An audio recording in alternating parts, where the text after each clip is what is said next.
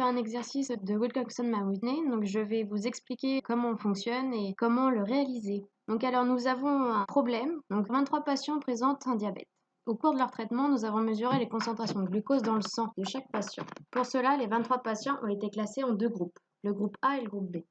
Nous remarquons que les concentrations de glucose dans le sang ne suivent pas une loi normale. On cherche donc à savoir si les distributions diffèrent dans chaque groupe.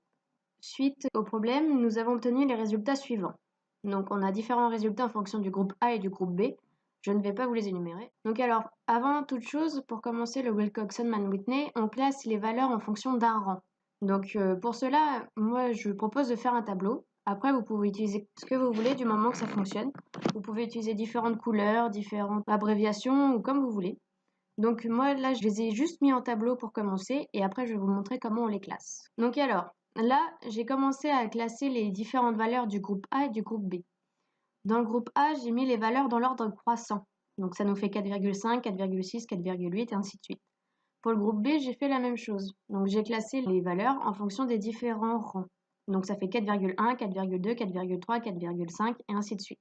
Donc ensuite, une fois qu'on a classé les différentes valeurs dans l'ordre croissant, on leur attribue un rang. Donc en fait, un rang, c'est un nombre qu'on met à la valeur. Donc par exemple, le rang 1, c'est la première valeur. Donc là, au rang 1, on a 4,1 parce que c'est la plus petite valeur qu'on a. Donc le 4,1, ça fait rang 1. Ensuite, on regarde. Donc après, le plus petit, l'autre, c'est 4,2. Donc 4,2, c'est le rang 2, c'est la deuxième valeur. Ensuite, 4,3.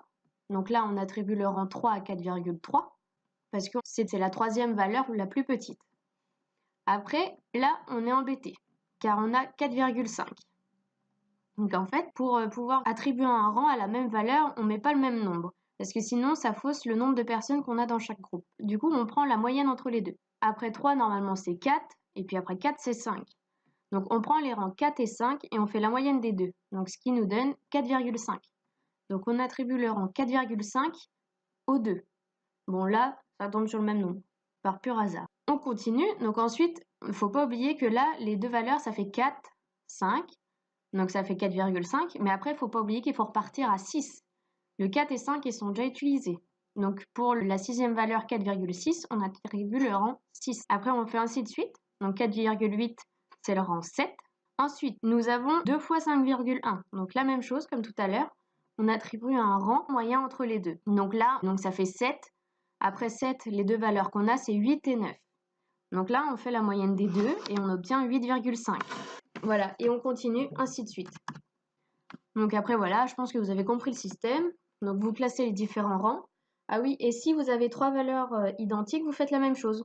Bah, vous attribuez la moyenne des trois rangs à chaque nombre. Et il ne faut pas oublier par exemple, si on fait 1, 2, 3, bah, la moyenne c'est 2. Et par exemple, si vous avez une quatrième valeur, et il faut mettre 4. Il ne faut pas oublier qu'il faut que le 1, 2 et 3 étaient déjà utilisés. Donc ensuite, nous allons calculer la somme des rangs. Donc en fait, la somme des rangs, c'est la somme des 4,5, 4,6, 7, 8,5, 12, 12, 14, 16, 18, 20,5, 22. En fait, il faut faire attention parce que c'est pas la somme des valeurs, mais c'est bien la somme des rangs qu'on a attribués nous. C'est pas la somme des valeurs qu'il y a dans le tableau qu'on a mesuré au début. C'est la somme des rangs. C'est bien les rangs qu'on additionne. Faut faire vachement attention à ça. Donc du coup, ça fait qu'on obtient 140,5. Donc là, j'ai pris que pour le groupe A, la somme des rangs du groupe A, parce que tout simplement, on a moins de sujets dans le groupe A que dans le groupe B. Et donc si vous regardez dans votre cours, on utilise WA quand le nombre de sujets du groupe A est inférieur ou égal au nombre de sujets du groupe B. Donc c'est pour ça que je ne me suis pas embêtée, j'ai juste calculé le groupe A. Et ça vous fait gagner du temps au concours. Faites bien attention à ça. Donc ensuite, on calcule le WA moins NA facteur de NA plus NB plus 1 sur 2. Donc là, du coup, NA et NB, c'est le nombre de personnes qu'il y a dans chaque groupe. Donc dans le groupe A, il y a 11 personnes. Dans le groupe B, il y en a 12. Ça, je crois que je ne l'ai pas mis au début, mais il suffit juste de compter le nombre de valeurs qu'il y a. Qu'on divise par 2. Donc en fait, ça nous fait 8,5. On sait que 8,5, c'est supérieur à 0.